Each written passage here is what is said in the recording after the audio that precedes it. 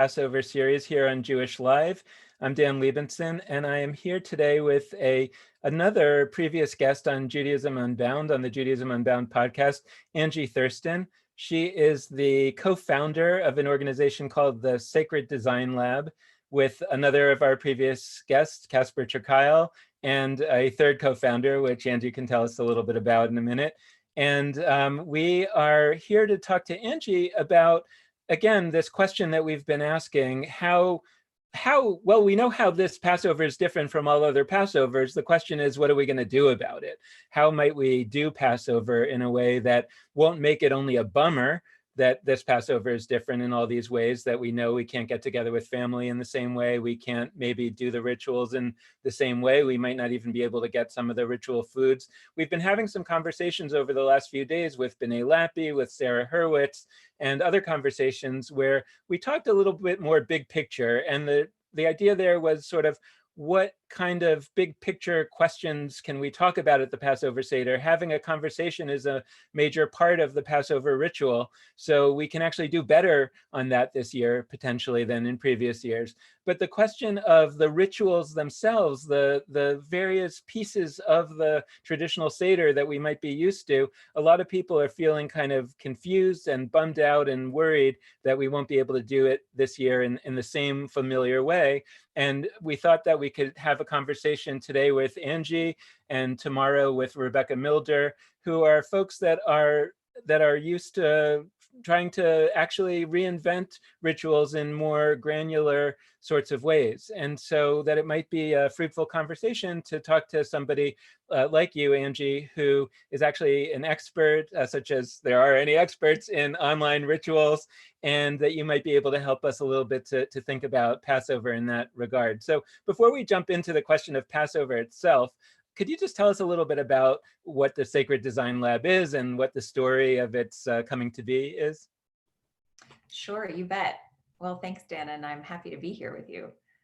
Sacred Design Lab is an organization that I started with Casper ter Kuile, as you mentioned, and my third colleague, Sue Phillips. And really what it's oriented around is bridging ancient wisdom with the kind of emerging challenges and world that we are facing.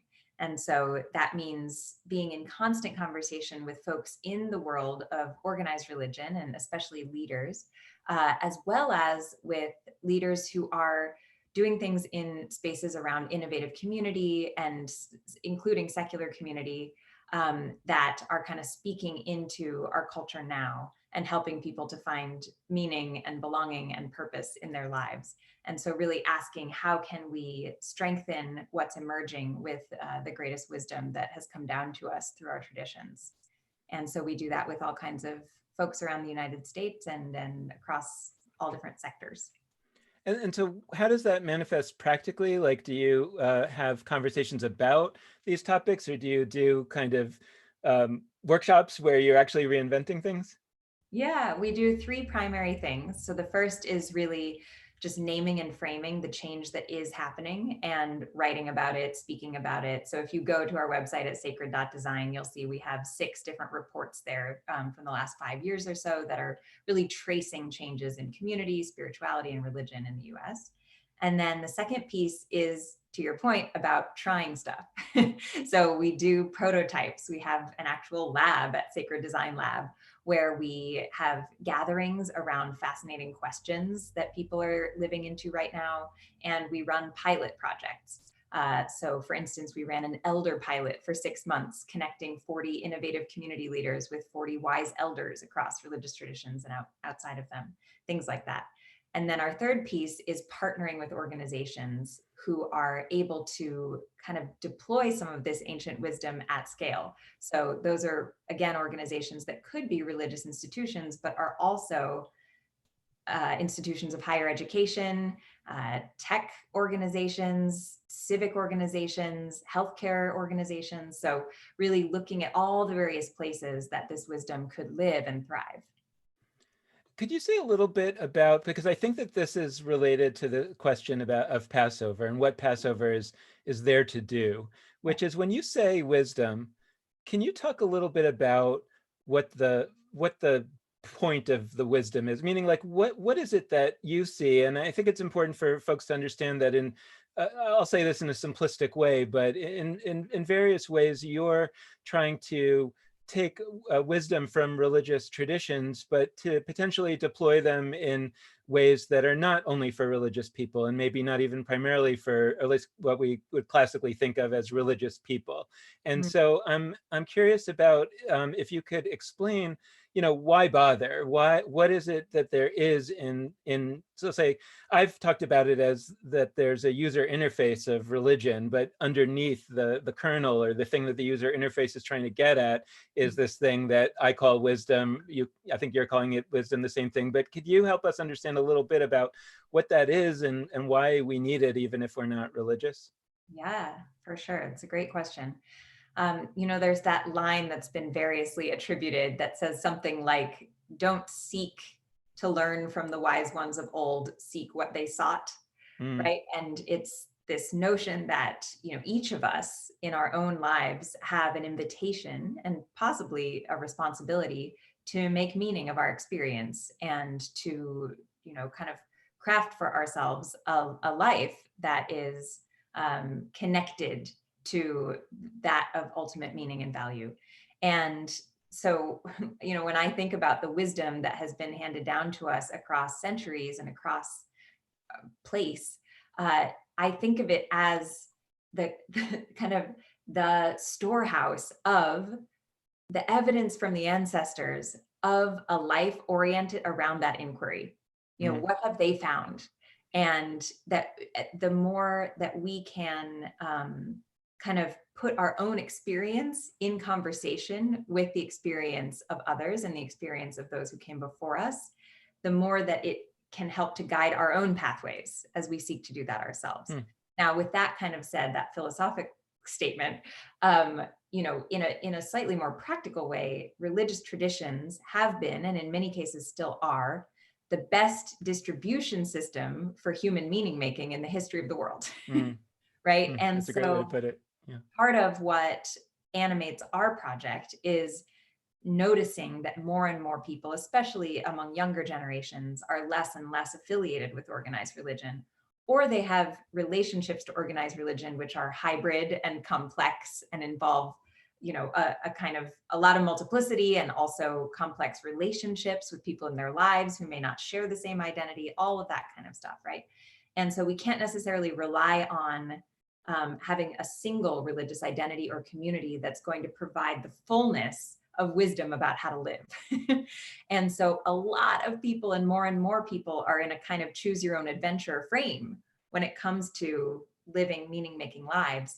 And so that's really what we're, I guess, trying to help bridge, is when you are in that position and you don't have access to the full storehouse in a sort of clear and articulated way, how even do you begin to forge a path, and specifically that path be forged not alone, right? Because that's often one of the byproducts of disaffiliation, is that people end up pursuing spirituality alone, Mm, and that is impossible, actually.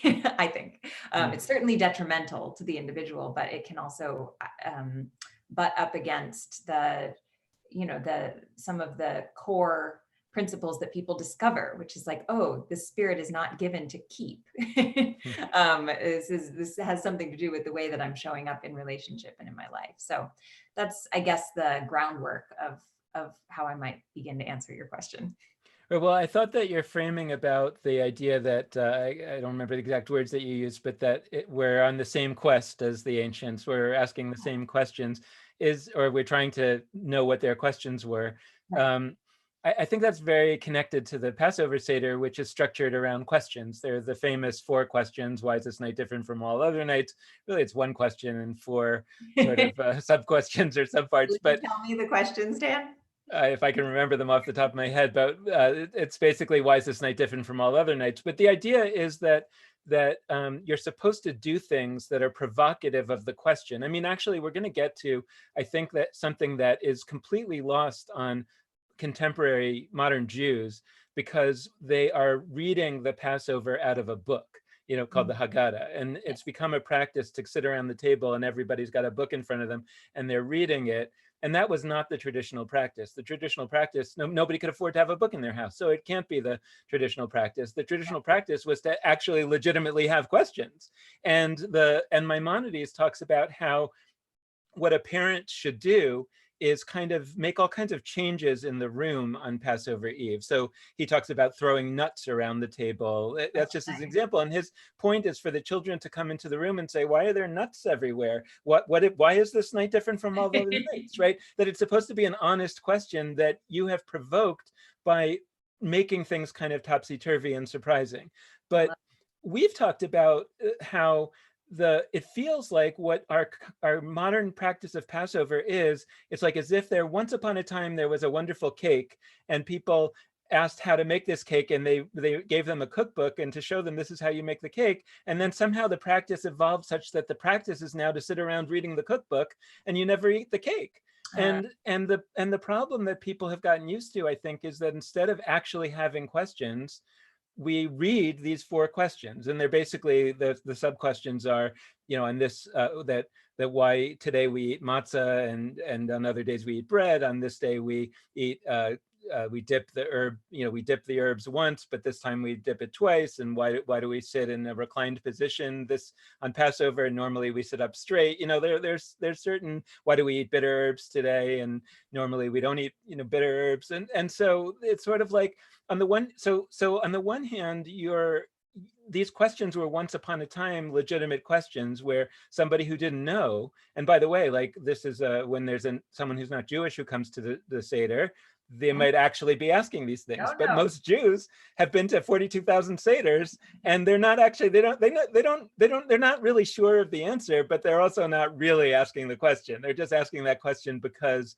it's in the book to ask the question. So I guess, like, it's interesting. And there are also these other questions. There are a variety of other questions that are kind of strewn through the Haggadah in different ways. There's like 4 different kinds of children, and one asks a kind of what's supposedly a wise question, which is, what are all the rules of Passover? And another one is like supposed to be the wicked child who asks, like, what does this mean to you? And not to me. And there's a simple one who just says, what is this? And there's the one who doesn't even know how to ask a question. And there's all these questions, but they're not, I guess, like what my feeling is, my critique is that they're not sincere.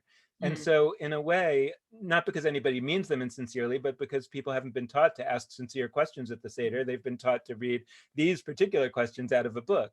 And so I kind of wonder, right, for example, in a situation like this year, when it's by definition going to be different from all other Passovers, maybe there's an opportunity to truly ask questions.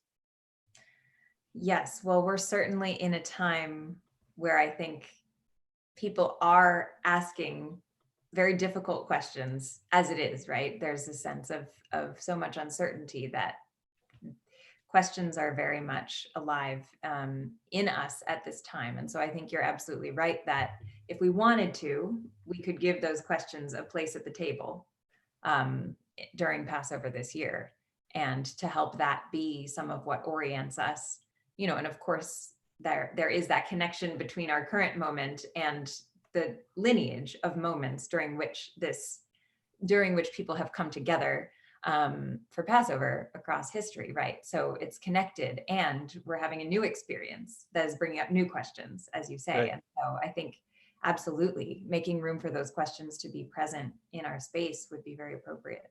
Right. I should note, by the way, I didn't say this at the top of the show, but very intentionally, we're talking to you as someone who did not grow up Jewish, yes, because we are hoping to get insight from somebody who's looking at it from another perspective, which on the Judaism Unbound podcast, we've talked about a number of times, that particularly in times of upheaval in Judaism, but probably in all times, it's really helpful to get a perspective from somebody who isn't locked into certain ways of thinking because they grew up that way. And my experience over the last few weeks has been that it's really, really hard for Jews to be kind of curious and brainstormy about this coming Passover, because they're so locked into this idea, I can't do it the way we are supposed to do it, and that it would be really super helpful to get a perspective of somebody who's not stuck in that mindset.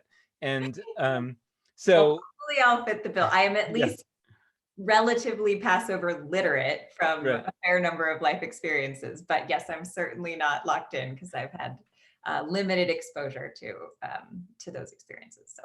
Right. So, so I really hope that you'll be very free, at least in this hour, in giving your unsolicited, although I'm soliciting it, thoughts, because I think it'll really help people, because I think that people just kind of can't wrap their minds around that, that I can do it differently, but it's still okay. But actually, that leads me to a question about experience, or experience design in general, but I think also especially when there's changes happening. I know there are these kind of rules of thumb, like if you change too much, then the people kind of freak out. If you change too little, then it's not really a change. And I feel, I can't remember if it was that I heard 20%. Is that, like if you're doing you're trying to change the way we're doing Shabbat services, let's say, don't change the whole thing, just change 20% of it, and people can tolerate that.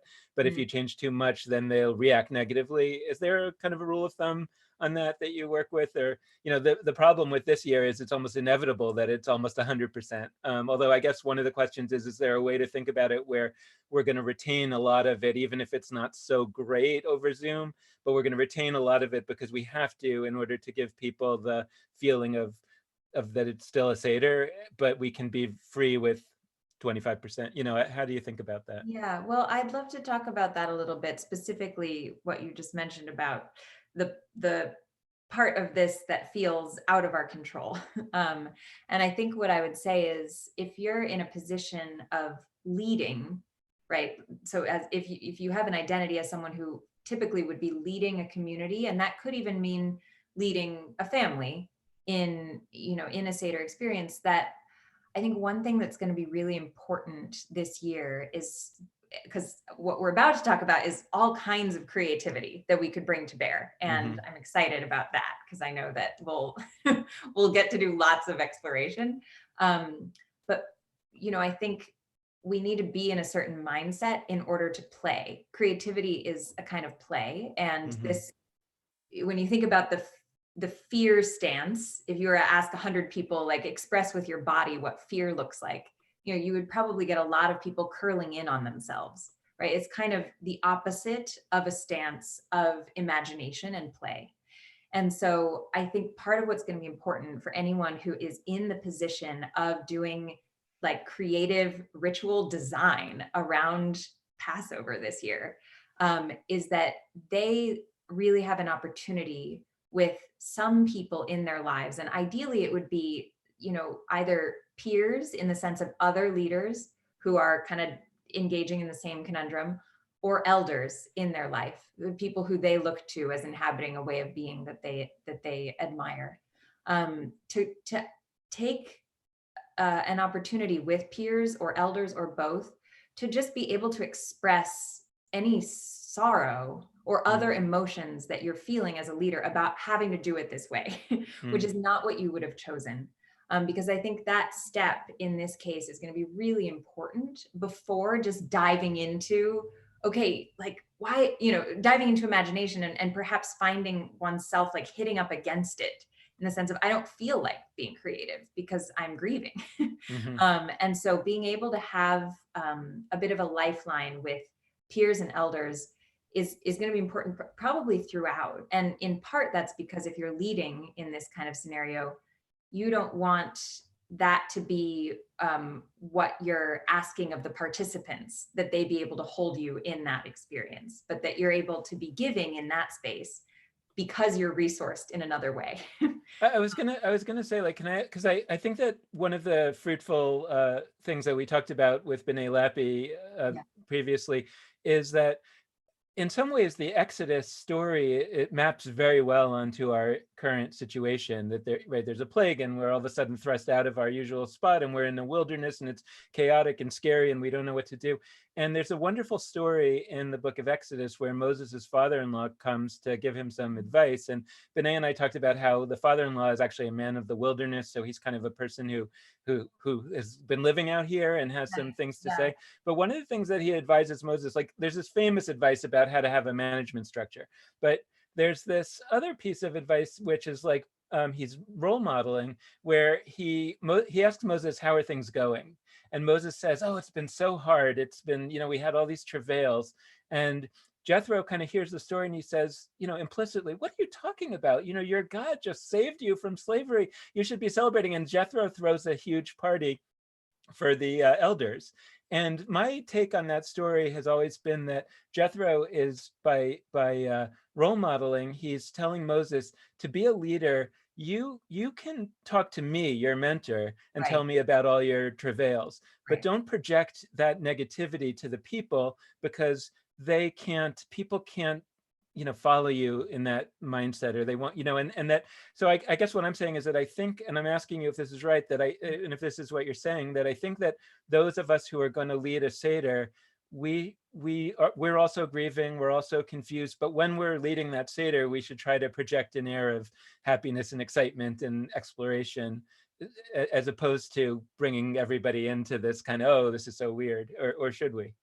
Yeah, well, I would say ideally, and this is where that community dimension is so important, if it's possible, and I hope that in many cases it will be, that even if you have just one other person in your life that can be a confidant about how you're feeling, and I think that's a great story to lift up, that, and it might be someone that you talk to 3 times, like a week before you're doing it, right before you're doing it, and right after you're doing it, just that you can be grounded and know that your experience is being held, so that really it's about being able to hold the experience of others. So I wouldn't say that it's about projecting something you don't feel, but that in that space, you're able to bring out the authentic feelings that you have that are going to help hold them, essentially taking on a pastoral role in that environment, right? That you're able to do that, but that ideally it wouldn't come at your own expense, right? Because you yourself would be resourced, just not in that space. Because that, I think, would be asking too much of the people that you're helping to bring together, and probably to bring together virtually, to ask them to also hold you in your grief, if that makes sense. No, it makes a lot of sense.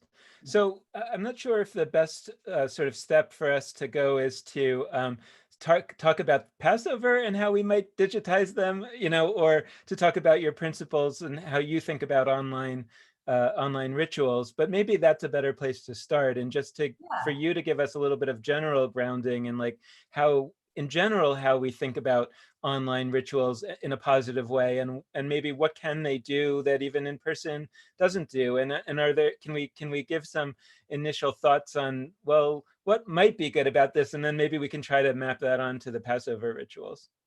I think that sounds great. And so I'll just say, by way of introduction, that at Sacred Design Lab, we ourselves have been very fascinated about the question of how to conduct ritual online, from before the pandemic. And so we've done a fair amount of that experimentation ourselves. We also tend to just be in conversation with religious and community innovators. And so we've gotten exposed to a lot of ritual innovation in online spaces as well. And so it felt appropriate under the circumstances for us to attempt to codify some of the principles that we've distilled from that experience. And so I will hasten to say that these are by no means exhaustive. And all of us, just in general, all of these tools that we have at our disposal are still quite new when in the scheme of things. And so my hope is that, in the years to come, there will be even more robust experience and resource available for people who are trying to conduct ritual in creative ways and incorporating online dimension. But for now, we've attempted to share just 5 principles of online ritual that I would love to kind of run through, and then to think with you, Dan, about how these might be meaningfully applied to Passover. And I don't know if there's a way, perhaps after we talk, that you'd be able to share them in writing. We just wrote them up in 2 pages, so that might be helpful for folks. Oh yeah, and if you, I have I think I have a 4-page version. Is it 4 pages? Oops. Yeah, I think it is. Oh, I mean, I can share my screen if you would that be helpful, or would it be better just to talk and then Sorry. and we, no, I'm saying that I can share those on my screen if you would want me to right now in the meeting, or you can just talk about them and then we can put a link you can send us a link and we can put it in later.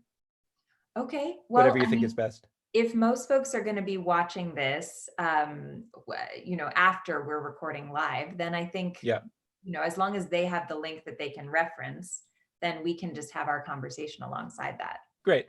So Yeah. we'll do that. Mm-hmm. Okay. Perfect.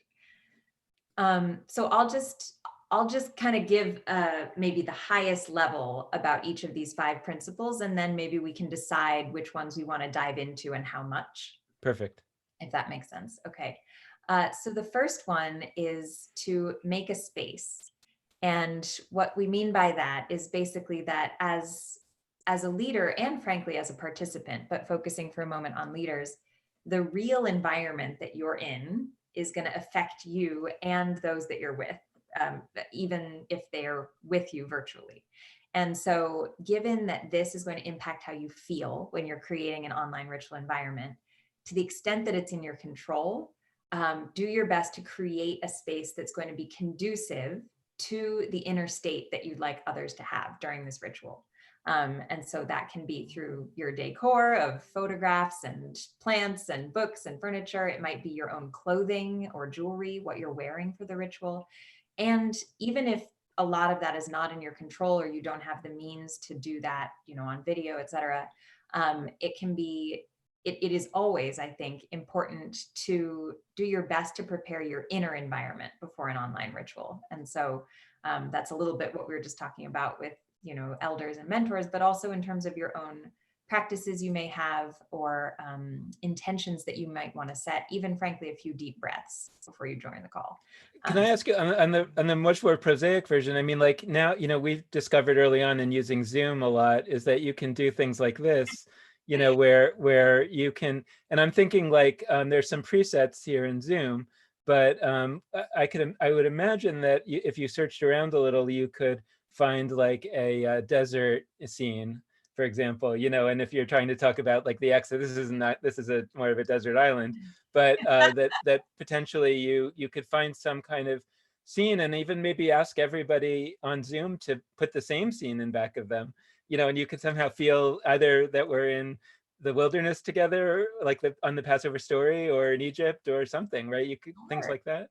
Sure. I mean, there's really no end to where we could go with it. Yeah. I mean, that's a great idea. I think, depending what people are organizing, it could be that, we're doing Passover with my family and your family and 3 other families, in which case we might have a number of us who are sharing space. And so in that case, you might go a different route, right? Uh-huh. Because you might be blanking out the others in the room with the palm tree there. But but I think that's absolutely right. And I should have said, before even sharing that first principle, while we are in a context where all of this is happening amidst hardship, I think it's also a pretty remarkable and unprecedented opportunity to extend the reach and capacity of ritual to online participation. And that opens up a lot of opportunities to cross barriers that otherwise would be there. So whether that's by geography, whether that's by generation,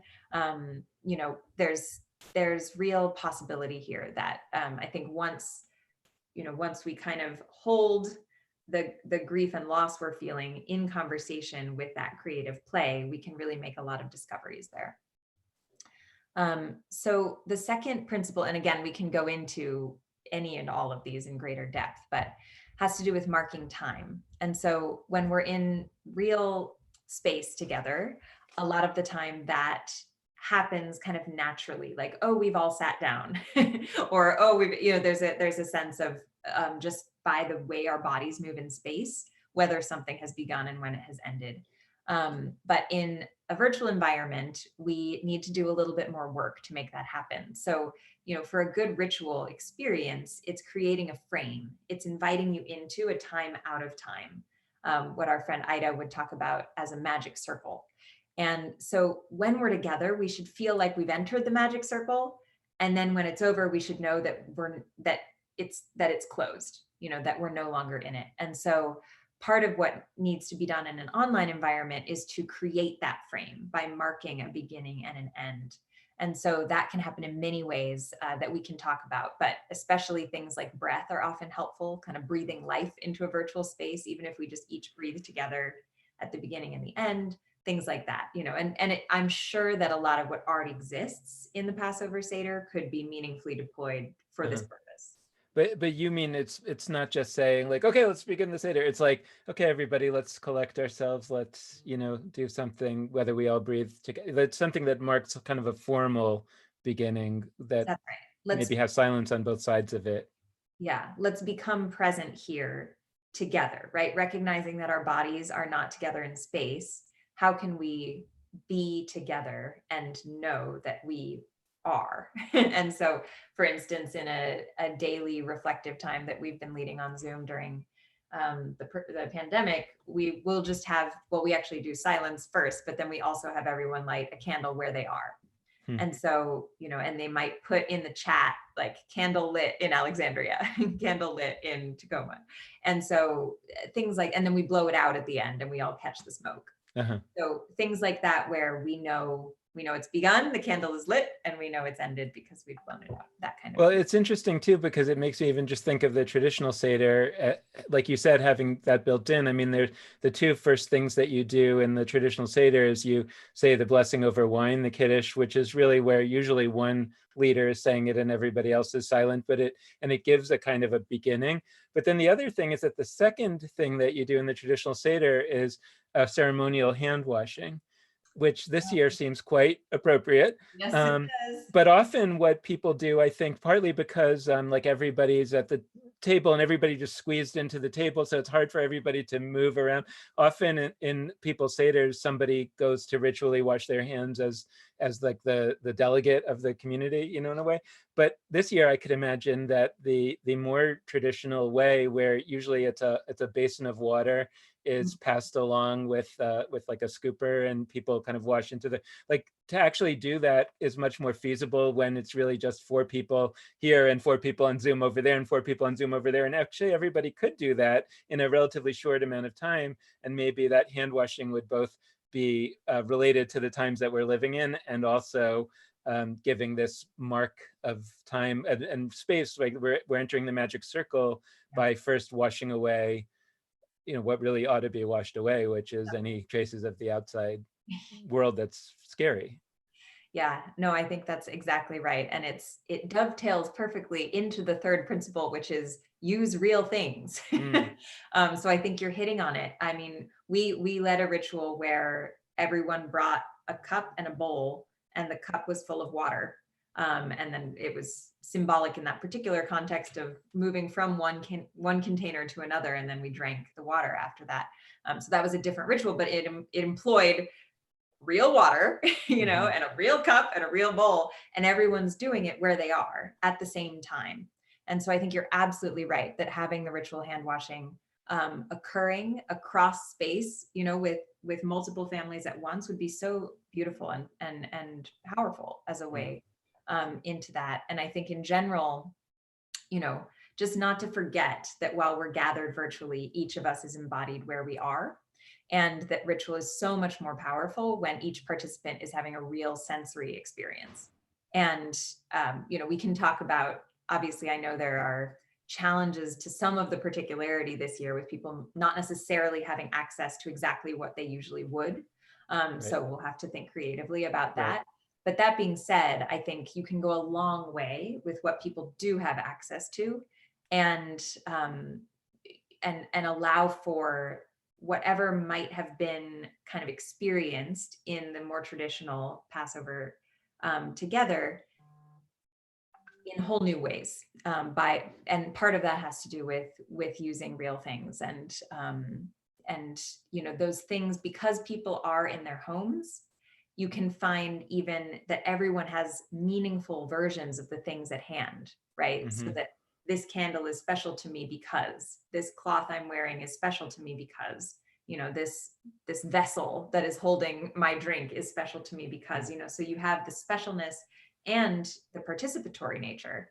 And this gets to the fourth principle, which before you get to the fourth, okay, I just want to just to like double down just on what you're saying. It's really taking me in a direction that's in a way the opposite of what I imagined I was going to be thinking about, but I think it's great, which is that I think a lot of us are thinking, hey, we don't have access to the same foods maybe, or maybe we do, but we're not sharing them.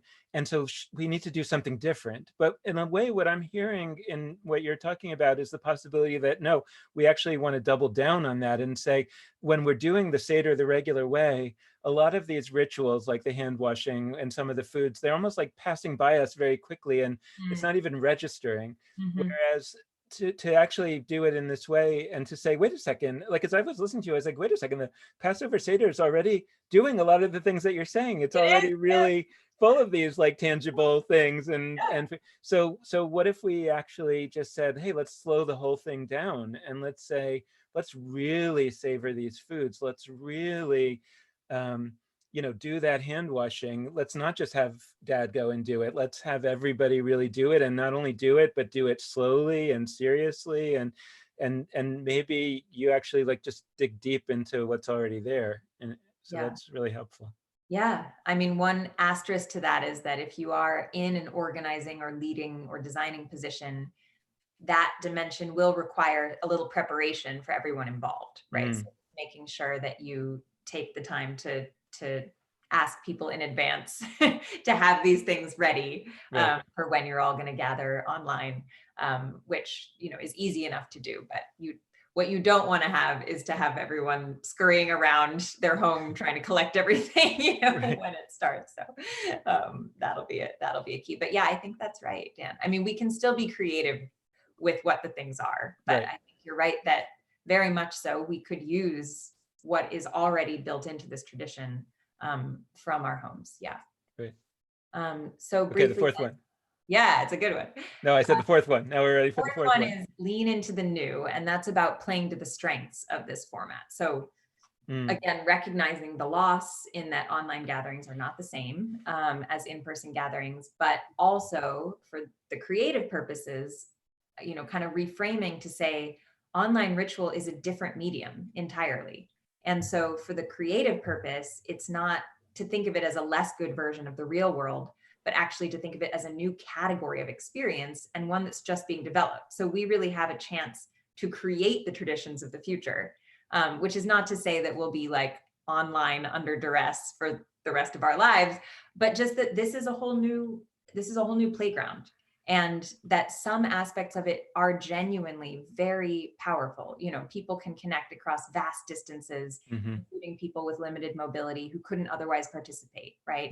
You have this dimension that's just come up where the fact that we're all in our personal environments means that it can be dramatically more participatory, in the sense that instead of all relying on the one leader who's going to do everything for us, now we're all called upon, to show up and to craft and co-create our experience together, things like that. So there's a lot to lean into.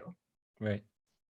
And then just briefly on the last one is about helping us connect. So, just that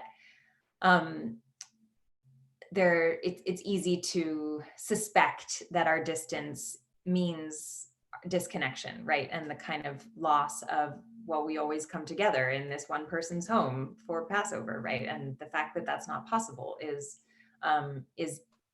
bringing us apart.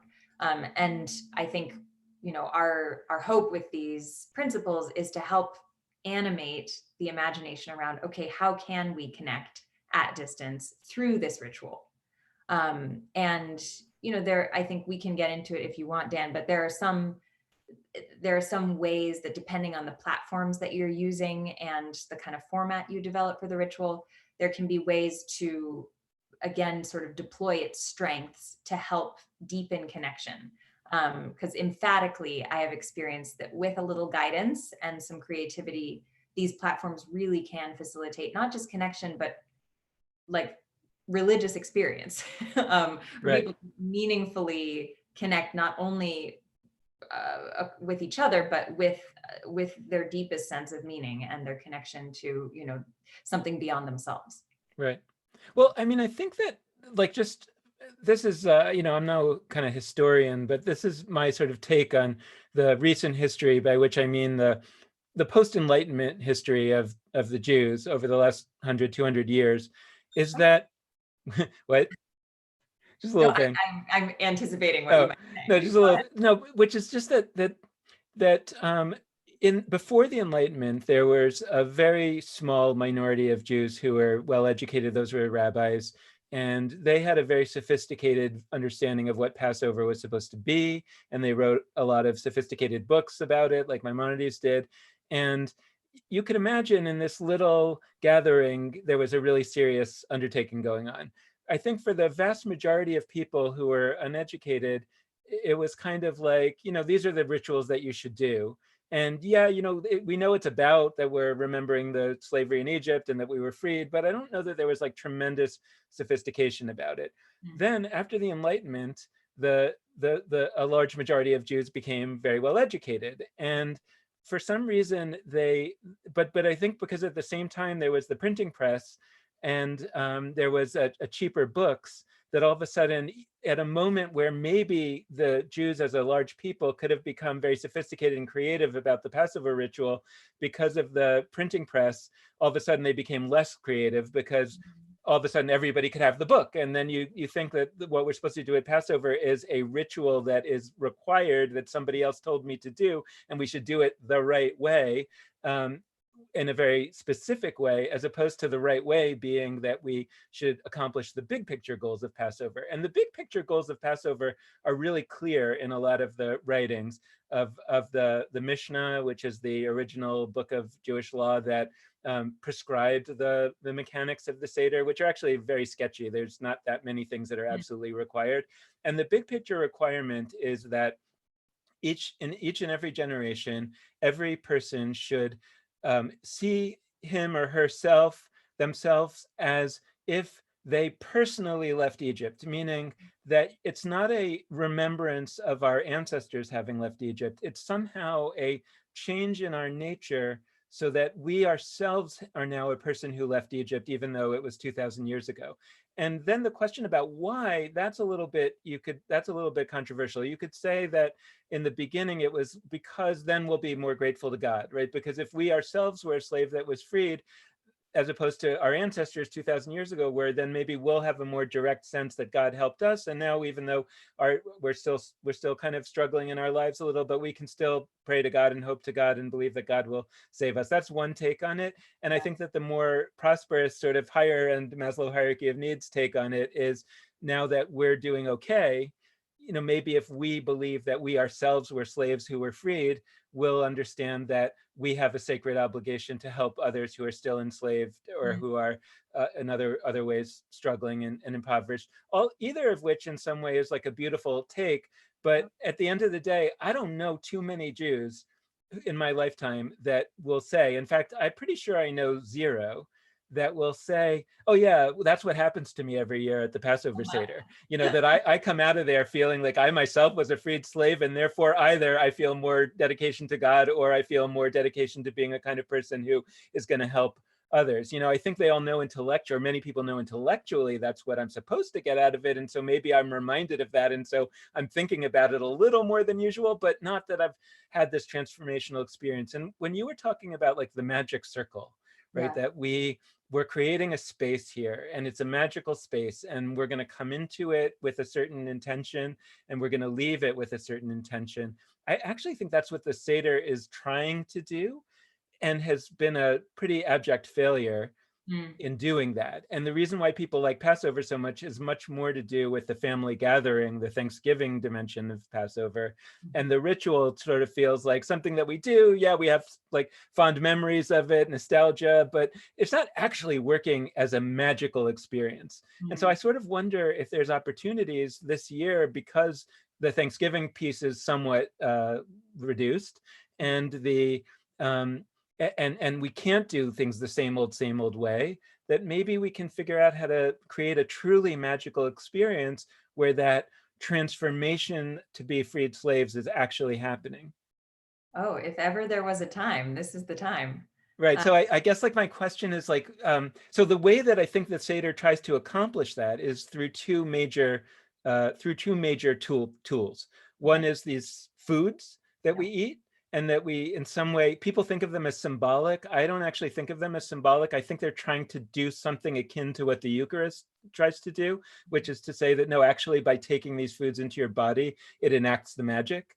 Mm. you are what you eat, and that by eating these foods that remind us of tears and bitterness and the bread of affliction, as you eat them, you are being transformed. And I think that that's generally not happening. People are experiencing them as symbolic and therefore not that powerful. And the other way is through conversation, through retelling this story, and in some way hopefully telling the story in a way that we sort of it sinks deeply into us somehow. But again, I don't think it works. I think it's like reading the cookbook instead of eating the cake. And so I wonder if those goals bring to mind ideas for you as to how we might use this as an opportunity to actually do the thing that the Seder's been failing to do for the last 2,000 years, which is to do what its intention is, which is that we should leave on the other end of it with this powerful sense that we ourselves were freed from slavery, and now we have something to do for the rest of the year because of that experience. Well, it does bring things to mind. So Ida Benedetto, who's referenced in the document that you'll be linking, she's an experienced designer who uses that phrase magic circle. And one of the things that she talks about through her own research and experience is that to enter the magic circle must take risk. That risk is a necessary ingredient in transformation. And so I think you're right. And Dan, it's certainly not exclusive to the Passover. I think in many, many contexts across religious traditions, we lose sight of the actual alchemy that has been asked of us through these rituals, and they can become rote, they can cease to carry the meaning. So that's certainly not unique to this one in particular, right? That's a trend that happens over time where things can calcify. So I think that one of the things that gets lost is the element of risk. And it might seem crazy right now when everything seems like it's so uncertain to then go introduce risk into something like this. But I guess some of the ways I might imagine that in this context would be, and this is very Brene Brown, connecting vulnerability to courage, right? But is that if people are bringing more of themselves personally to this space, it's definitely going to be more vulnerable and therefore more risky and therefore more potentially transformative. And so, I think of something as simple as, as we're going through this plague, as it were, and we have the opportunity through this particular ritual to feel connected to our ancestors who have endured great hardship, and to recognize that this is not the first time, and nor will it be the last, right, that we endure hardship. And so, that might be something where we ask ourselves personally, whether it's an ancestor that we connect with through history and story, or whether it's someone in our own lives who has inspired us by the way that they have moved through hardship, and why. What is that story?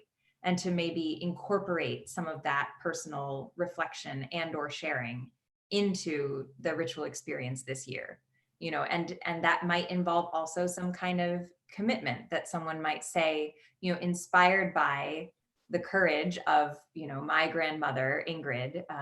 I'll use my own example. Like my grandmother Ingrid, this is the Jewish side of my family.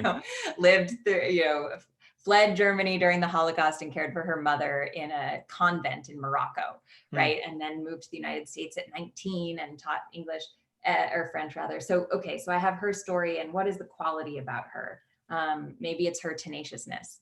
That I would bring her tenaciousness into the circle and say, I am challenging myself to move through this experience with more tenaciousness. What does that mean to me? And given that you might have, I'm just making things up, of course, but that you might have groups of families who are meeting together on Zoom, right? That maybe there are periods through the night where the family might turn to each other and have a conversation of like, what are each of us bringing? And then we would share it in the chat box if we're on Zoom or something like this, or we can, if we're on Zoom or another video platform, we could use breakout sessions, which, comes with most of the platforms, where you then would have small groups have a conversation during the meal. And you might mix up people from different families getting to have a small group conversation. So just things like this that allow for people's personal expression to enter into the circle, I think are going to be part of what might help yield that transformative quality. And especially if you connect it to taking in the foods, which, already the ritual is doing that, right? But how can we help to bring that into a more personal space for each individual? Like, what are the bitter herbs doing in my own, in the way that I myself am navigating this time? So things like that, I think, would help to imbue what might have become a little bit rote, with some more of that personal dimension. And as I'm listening to you so far, here's what I've got in my head, and I'm trying to like sort of design this on the fly as I'm listening to you. And I know it's not everything that you're saying, but I'm saying like, part one, everybody have a Zoom background that puts us in a particular space, and we'll also decorate the room in our different houses. Let's say we have 4 families and they're in 4 different places. I'm imagining that we plan in advance, everybody decorate the room, to be like the desert or whatever, and we're all going to use Zoom backgrounds for that.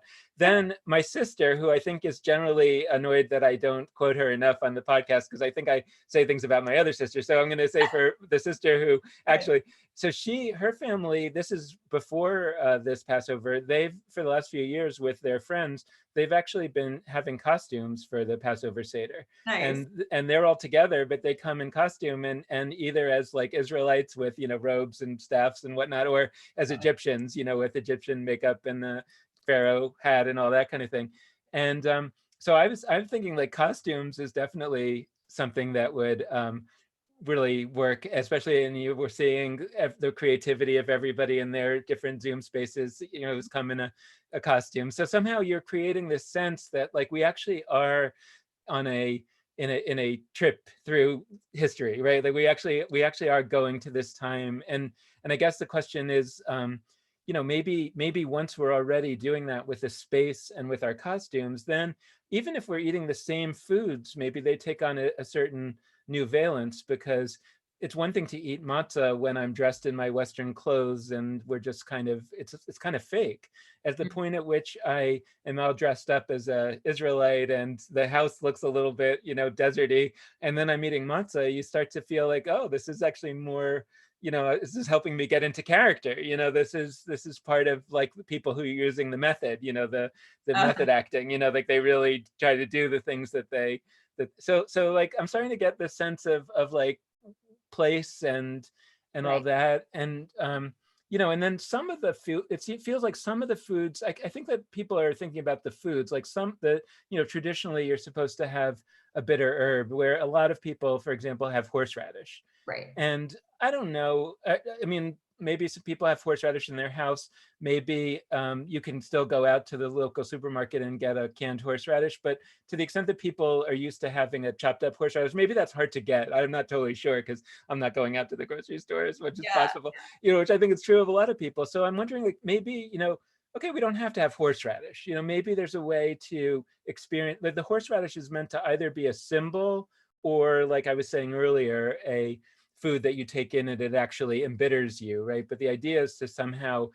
kinesthetically experience bitterness. So I'm thinking, for example, like maybe we could just sit, like stand in some uncomfortable position, right? Or maybe there are other ways to, again, like I'm going to this question of like, people are used to thinking that the Seder these are things you're supposed to do. You're supposed to eat horseradish, as opposed to I'm supposed to feel bitter. Right. Yeah. And so maybe there are other ways, better ways maybe to feel bitter. I mean, literally this year, it could be the very fact of not having access to the things that I'm used to having is the origin of my bitterness, that Right. I don't have horseradish this year. Right. And that absence is standing in for the bitterness of the herb itself. So I think you're absolutely right that there's a wide range of creative possibility as long as we give ourselves the permission. And I think that can be a key impediment that I just want to name is the sense, I call it spiritual permission, but the sense that we even have a right to iterate on what has been handed down to us. And so I would definitely be one out saying every tradition was once an innovation. And these innovations usually happened out of a sense of necessity. And so from my perspective, it is entirely right that we should do this. Obviously, there are many perspectives on that, but to the extent that it might be a struggle, to grant internal permission to do this kind of creative play. I think that's just something that's going to be important for anyone who is convening others this year to bear in mind, that they themselves might come up against it, and that the people they're gathering might come up against it too. That sense within themselves of, oh, we're not allowed to do this, or this can't quite be, accurate to the tradition that we've received. And my sense is that nothing could be more faithful than to apply our own creative and spiritual energy to the ritual itself. Right, and that's where, like, who am I to give anyone permission? I think that's Totally. the question. But to the extent that I'm anyone, like, the point of this show, the point of this endeavor is to give that permission. And what's really interesting is that I've been hearing from a lot of rabbis who you might have imagined a year ago wouldn't have given so much permission so freely, that a lot of folks are giving a lot of permission this year, that says, like, none of us really knows the best way to do it. There are a lot of, I mean, even the ultra-Orthodox chief rabbi of Israel gave permission to use Zoom for Passover, even though, according to them, they don't use electronics on the holiday. They say you have to turn it on in advance. You can't actually turn it on. So you have to have the Zoom running from before the holiday. But it's actually a pretty big departure from their typical rules and regulations. And so, I think that this year, I don't know. I guess the question also about ritual design is sort of back to that 20% versus 80% question, is like, if we tell people, look, it's pretty sure that a year from now, this coronavirus business will be over. So if you want, in a year from now, you can go back to Passover as you had it before. Maybe it's okay to have 1 year Passover that's experimental. That even if it wasn't the coronavirus, like maybe just once in a lifetime, it's okay to say, let's try it, let's experiment, and let's see how it works. And this is by no one's choice. This is the year. So it would just seem like maybe we can sort of get ourselves to that place of permission in one way or the other. Sometimes it's hard for me to because I never feel the lack of permission. So sometimes I feel like Yeah, me too. don't know how to get somebody else to feel it.